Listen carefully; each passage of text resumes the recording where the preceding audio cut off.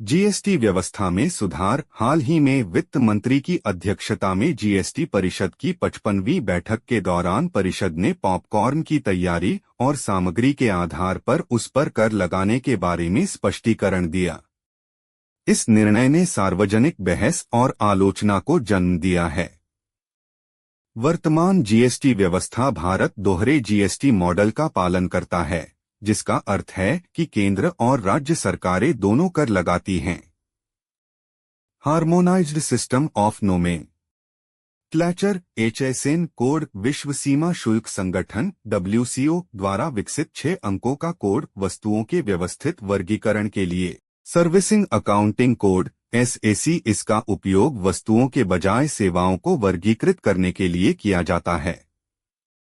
कर स्लैब 10% खाद्यान्न, ताज़ी सब्जियां, दूध, स्वास्थ्य और शिक्षा 5%, पैकेज्ड फूड, चाय, कॉफी, मसाले 12%, मोबाइल फोन, बर्तन और कुछ सेवाएं 18%, हेयर ऑयल, टूथपेस्ट, औद्योगिक मध्यवर्ती 28%, विलासिता के सामान, पाप के सामान, तंबाकू और वातित पेय 3%, सोना और अन्य कीमती धातुएं 0.25%, कच्चे कीमती और अर्धकीमती पत्थर।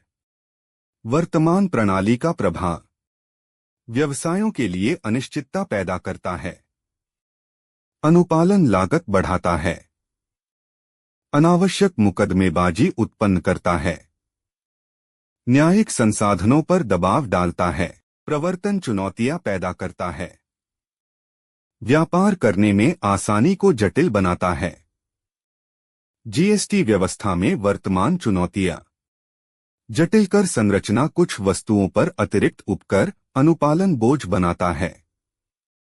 अपारदर्शी कराधान प्रक्रिया, अस्पष्ट वर्गीकरण के कारण लगातार मुकदमेबाजी, तकनीकी तत्परता की कमी, मनमाना और असंगत कर वर्गीकरण, एक ही उत्पाद श्रेणी के भीतर एकरूपता का अभाव, डेटा आधारित कर नीतियों की कमी, कर अधिकारियों की विवेकाधीन शक्तियों के कारण असंगत प्रवर्तन, राज्यों में कई पंजीकरण, जीएसटी में वैश्विक सर्वोत्तम अभ्यास।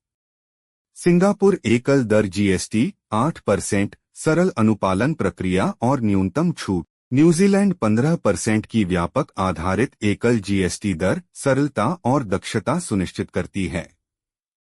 ऑस्ट्रेलिया 10% की मानक दर के साथ केवल आवश्यक वस्तुओं के लिए जीएसटी छूट।